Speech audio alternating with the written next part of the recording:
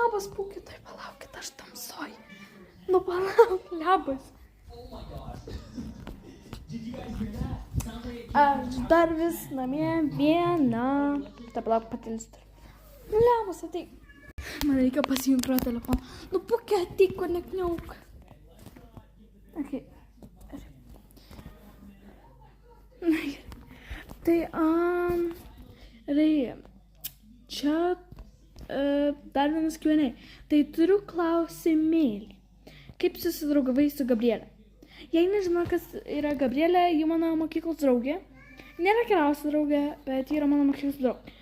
Tai, kai aš ką tik atkeliavau į šitą mokyklą, kurioje dabar esu, dabar aš namie, bet vis tiek.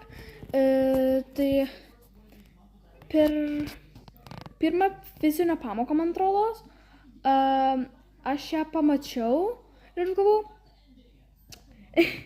aš galvoju, kodėl ne? Aš tiesiog nueis ir paklausiu jos vardą. Aš paklausiu jos vardą, ji man pasakė jos vardą, aš pasakiau jai to. Aš vis pamiršau jos vardą, bet tada pripratau. Taip, tamtu.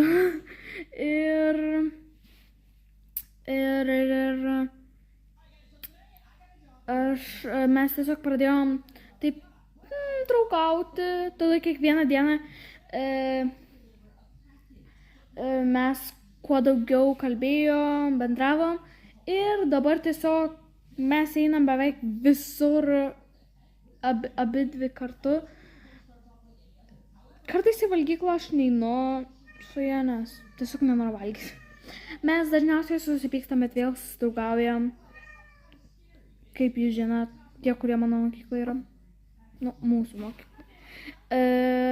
Tai jo, aš taip su jas susidraugavau. Nelabai įdomu, bet atsakiau.